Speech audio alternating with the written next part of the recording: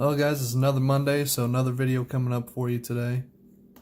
I asked some of you guys on the flashlight Reddit what you wanted to see tested. We had either the Rayovac that's 40 lumens, 9 LED, and it's got a laser pointer in the middle there, or the Bell-Howell branded Taclight. It's supposed to have a magnetic base, multiple functions. Doesn't say how many lumens it is, it just says it's 40 times brighter than this regular flashlight. And it's just like some little red generic looking flashlight. Looks almost like a mag light with a different button placement on it, but nowhere on the box does it say how many lumens it is. It just keeps repeating 40 times brighter than this regular flashlight.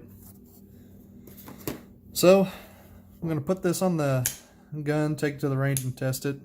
It's got a few different modes on it. It's got high beam, medium, low, strobe, and SOS. And to cycle through those, you can't just hold the button down. If you do that, it'll just stay on high.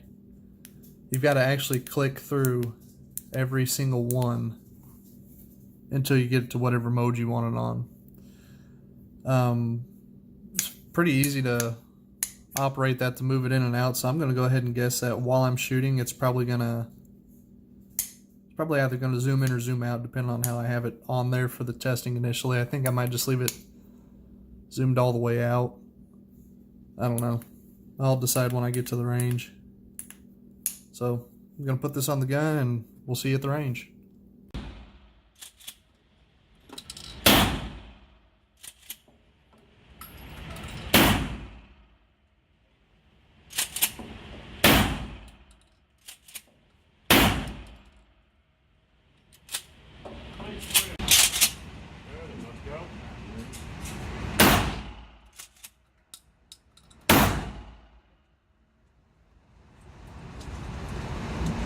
So I'm back from the range, guys. I had to stop testing because the mount just started to fall off and it was too unsafe to continue.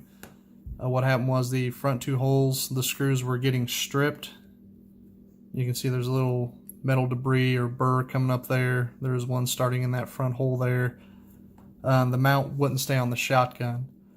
However, I did notice that this light, we started testing it, zoomed all the way out, and after testing, it still works. It works fine. But while it was on the gun, it started to zoom out, and after about 1 or 2 shots, it would shut off. So, does this get my seal of approval for a weapon light? Does this pass the test? No.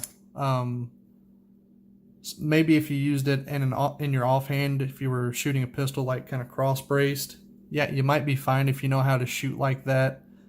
You know, that might work. Would I personally want to do something like that if I had to? Not really.